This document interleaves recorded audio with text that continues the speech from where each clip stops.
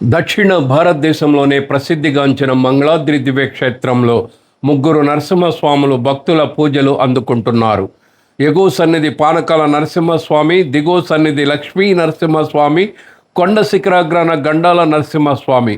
ముచ్చటగా ముగ్గురు నరసింహస్వాములు కొలువైన మంగళాద్రి క్షేత్రం విశేష ప్రాచుర్యాన్ని పొందింది.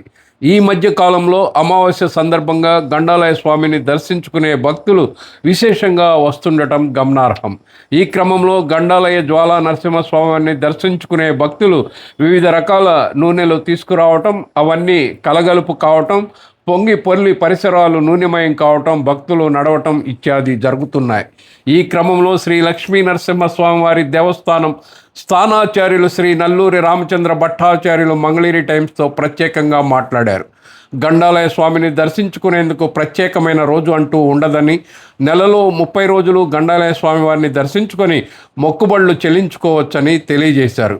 ఇంకా పలు ఆసక్తిదాయకమైన విషయాలను ఆయన వెల్లడించారు. శ్రీ గురుభ్యో నమః. లక్ష్మీవల్లభారంభాం వికనో మునిమధ్యమాం అస్మదాచార్యపర్యంతాం వందే గురుపరంపరాం. లక్ష్మీకృష్ణశుక్లాంబరధరం విష్ణుం శశివర్ణం చతుర్భుజం ప్రసన్నవదనం ధ్యాయేత్ సర్వవిఘ్నోపశాంతయే. సత్యజ్ఞానసుఖస్వరూపమమలం క్షీరాబ్ధిమధ్యస్థితం యోగారూఢమతి ప్రసన్నవదనం భూషా సహస్రోజ్వలం త్ర్యక్షం చక్ర పినాకసాభయహరాన్ బిభ్రాణమర్కచ్చవిం క్షత్రీభూత ఫణీంద్రబిందు ధవళం లక్ష్మీ నృసింహం భజే. శ్రీ లక్ష్మీ నృసింహాయ నమః. మన మంగళాద్రి క్షేత్రం అష్టమంగళ క్షేత్రాల్లో, అష్టవైష్ణవ మహాక్షేత్రాల్లో ఒకటిగా విరాజిల్లుతూ ఉన్నది. తోతాద్రి అని పేరుతో ఉన్నటువంటి ఆ క్షేత్రమే మన మంగళాద్రి. ఇక్కడ స్వామివారు 3 రూపాల్లో వెలిశారు. కొండ మీద ఎగువ భాగంలో గండాల నరసింహస్వామిగా, మధ్యలో సుదర్శన నరసింహ, కింద లక్ష్మీ నరసింహస్వామిగా వేయించేశారు. మనకి క్షేత్ర మహత్యంలో మంగళాద్రిలే తోతాద్రి అనే పేరుతో ఉన్నటువంటి మంగళాద్రిలో దీపారాధన చేసేటైతే పాపాల నుంచి ముక్తి పొందుతారు అని క్షేత్ర మహత్యం పుస్తకంలో రాయబడి ఉన్నది.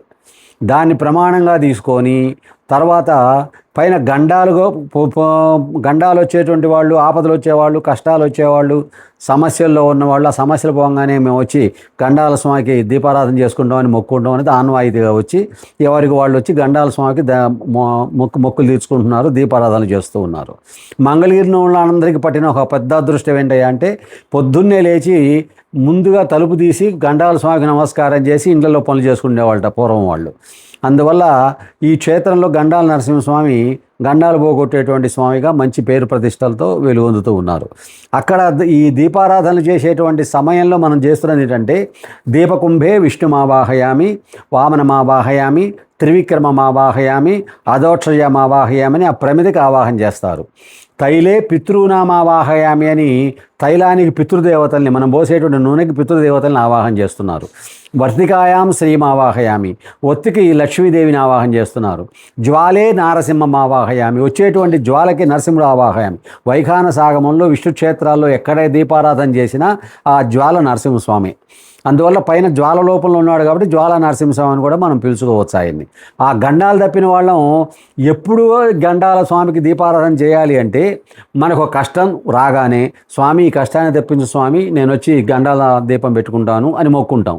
లేదా ముందే పెట్టి స్వామి నేను దీపారాధన చేశాను స్వామి, నాకు గండం పోగొట్టుగానే అంటాం. మన గండం వచ్చిన రాగానే కానీ, గండం తప్పిన తర్వాత కానీ ఎంబడే వచ్చి ఆ స్వామికి ఆ దీపారాధన చేసుకోవాలి. విష్ణు క్షేత్రం కాబట్టి విష్ణాలయాల్లో ప్రముఖమైన రోజులు ఏంటి?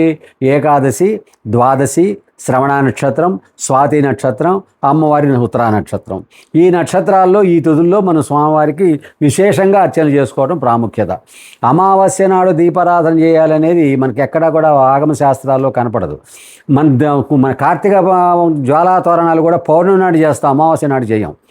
అమావాస్య నాడు చేయకూడదని కాదు, అమావాస్య నాడే చేయాలని నియమం లేదు. మనకి ఎప్పుడు సమస్య వస్తే అప్పుడు ఆ సమస్య తొలగడం కోసం గండాల రాయడికి గండాల దీపం పెట్టుకుంటాం మనం, అది ఆన్వాయితీ. అదీగాక ఏం చేస్తున్నాం మనం? ఒక పెద్ద పొరపాటు, ఏ నూనె పడితే ఆ నూనె ఎవరు పడితే వాళ్ళని తీసుకొచ్చి పోసేస్తున్నాం. మనం ఒక నూనె తెస్తాం, ఇంకొక ఆయన ఇంకొకటి తెస్తాడు, ఇంకొక ఆయన తెస్తాడు, ఇంకొక ఆయన నెయ్యి తెస్తాడు. ఇన్ని సంకరాలు కలగకూడదు. ఏరండా దాని వర్జయేత్, గానుగాడిన నూనె మాత్రం మన వీధిలో వచ్చిన నూనెలు పోయకూడదని శాస్త్రంలో ఉన్నది. తర్వాత 2 నూనెలు మిశ్రమం కలపకూడదు. ఇప్పుడు మనం రోజు చేస్తున్న వాటిల్లో ఏం చేస్తున్నాం పొరపాటు, రకరకాల నూనెలు చేసి అందరం పోసేసరికి ఎవరికి దానివల్ల ప్రయోజనం పరిపూర్ణంగా రావట్లేదు. కారణం ఏంటంటే అంటే మనం మిశ్రమం కలుషితం చేసాం దాన్ని.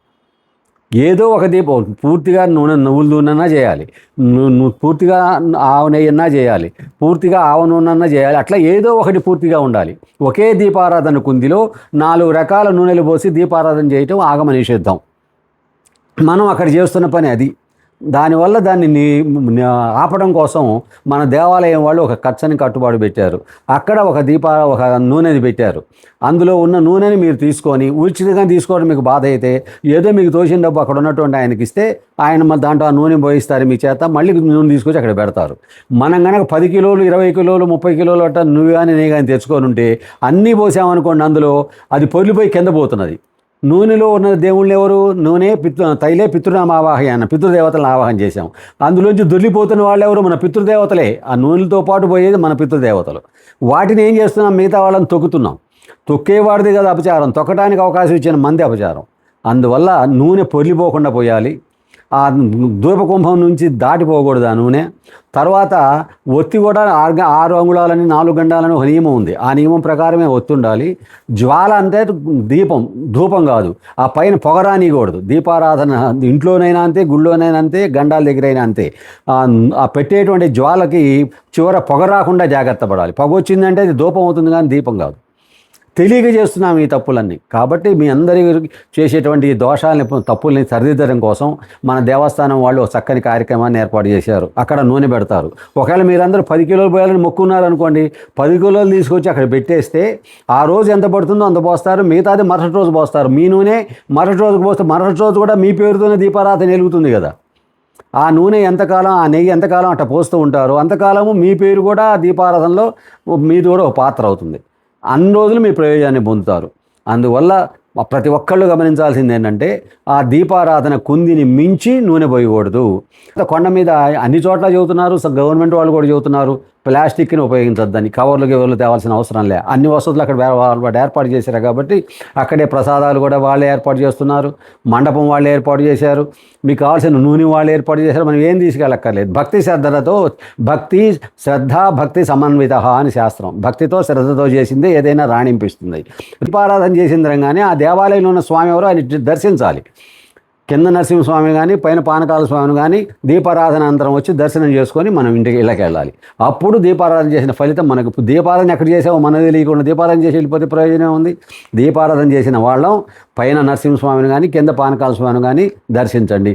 దర్శించి ప్రసాదాలు తీసుకొని వెళ్ళాలి. ప్రసాదాత్ సంపూర్ణం, వినియోగాత్ సంపూర్ణం అని శాస్త్రం. ప్రసాదం కూడా దర్శనం, దీపారాధనం, తీర్థం, ప్రసాదం ఇవన్నీ తీసుకున్నప్పుడే మనకి యాత్ర సాఫల్యం అవుతుంది. కాబట్టి పైన వినయంగా వెళ్ళి దీపారాధన చేయండి. రెండో వాళ్ళకి ఇబ్బంది లేకుండా చేయండి. తలా వరకు నూనె తీసుకెళ్ళి అందులో పోసి ఎవరికి ప్రయోజనం లేకుండా చేయవాకండి. అందరూ కలిసి ఒకే నూనె ఉపయోగించడానికి తగిన మార్గం అక్కడ మా దేవాలయం వాళ్ళు ఏర్పాటు చేశారు. దాన్ని వినియోగించుకోండి. ఈ 3 కార్యక్రమాలు కనుక మీరు నిర్వహించుకున్నట్టయితే పైన ఉన్నటువంటి గండాల స్వామి యొక్క కృపా కటాక్షాన్ని మన మీద ప్రసారం చేసుకునే వాళ్ళం అవుతాం. అపచారం చేసే కంటే కాస్త నలుగురికి ఉపచారం చేస్తూ స్వామివారికి కూడా సేవ చేసుకునే అవకాశం ఈ రూపంలో కలుగుతుంది. కాబట్టి అందరూ గమనించాల్సిందిగా కోరుతున్నాం. సార్, మరీ ముఖ్యంగా అమావాస్య రోజు తండోపతండాలుగా భక్తులు వస్తున్నారు. ఇది ఎలా చూడొచ్చండి దీన్ని? అది ఎవరో ఒకళ్ళు చెబుతారు అమావాస్య నాడు దీపం పెట్టండి అని. అమావాస్యాలు దీపం పెట్టడం అనేది మన వైష్ణవ క్షేత్రం. విష్ణాలయాల్లో ప్రాముఖ్యమైన దినాలు ఇవే: పౌర్ణమి, చతుర్దశి, ఏకాదశి, ద్వాదశి, శ్రవణ నక్షత్రం, స్వామి నక్షత్రం, స్వాతి. ఇవి మనకు ప్రధానమైన దేవాలు. అమావాస్య నాడే పెట్టమని లేదు. మనకి ఎప్పుడు మనం మొక్కుంటాం, ఏమంటే మా అమ్మాయికి పెళ్ళికి కానీ వస్తాను. పెళ్ళి ఎప్పుడైందో అప్పుడు రావాలి, కానీ అమావాస్య దాకా ఆగటం దానికి. మనకి ఎప్పుడు కోరిక నెరవేర్చాడో భగవంతుడు అప్పటికొచ్చి నేర్చేసేయాలి. మనకి ఎప్పుడు భగవంతుడికి బాధల్లో ఉన్నామో అయ్యా నా బాధలు తీర్చొని అప్పుడు పోయి దీపారాధన చేసి రావాలి. అమావాస్య నాదాకా ఉండాల్సిన అవసరం లేదు. అమావాస్య ప్రత్యేక లేదు అసలు. అన్ని 30 రోజులు ప్రత్యేకతే. విష్ణు క్షేత్రాల్లో కాదు, శైవ క్షేత్రాలు, అన్ని ఏ క్షేత్రాలు అయినా సరే 30 రోజులు పర్వదినాలే భగవంతుడి దృష్టిలో.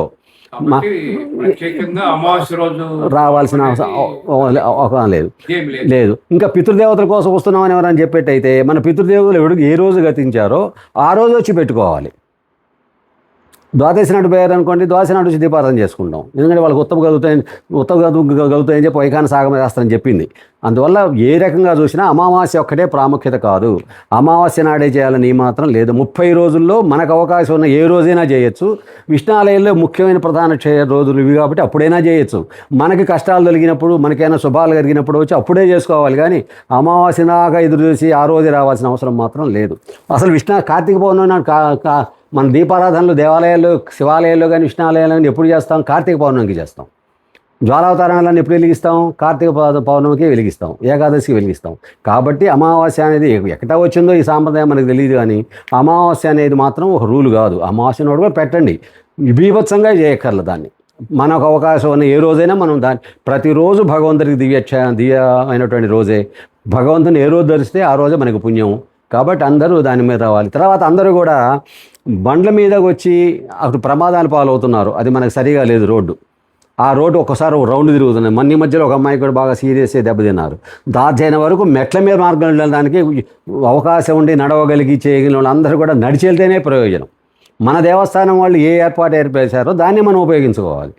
లేనిపోని ఆపదలు పాలవుతున్నాం దానికి వెళ్ళి. అటు ఎడిపోతున్నామో తెలియదు, ఏం జరుగుతుందో తెలియదు. దయచేసి అందరూ కూడా మన స్వామివారి దగ్గరకు ఘాట్ రోడ్లో వచ్చి అక్కడి నుంచి పైకి నడిచెళ్ళి మళ్ళీ తిరిగి అటు వచ్చి స్వామి దర్శించుకొని దీపారాధన చేయకుండా దర్శించినా ప్రయోజనం లేదు. దీపారాధన అంతరం కదా దర్శనం. దీపారాధన చేసుకొని వస్తూ స్వామివారిని దర్శించుకొని ఇళ్ళకి వెళ్ళండి. మన స్వామివారి త్వరలో మన వాళ్ళు కూడా దానికి ఘాట్ రోడ్డు మళ్ళీ రోప్వే ఏదో వేసే ఆలోచనలో ఉన్నారు. మన మంత్రి గారు, మన లోకేష్ గారు, మన దేవాలయం సిబ్బంది అది కూడా ఆలోచనలు ఉన్నాయి. అవి జరుగుతాయి. ఎప్పుడైతే మన సౌకర్యాలు సమృద్ధిగా ఉన్నాయో అప్పుడు వాటిని ఉపయోగించుకోవాలి. కానీ లేనిపోని అది మార్గం తినగా లేదు, ఇబ్బందులు పాలవుతారు. జాగ్రత్తగా ఉండండి, నడిచి వెళ్ళడానికే ప్రయత్నం చేయండి.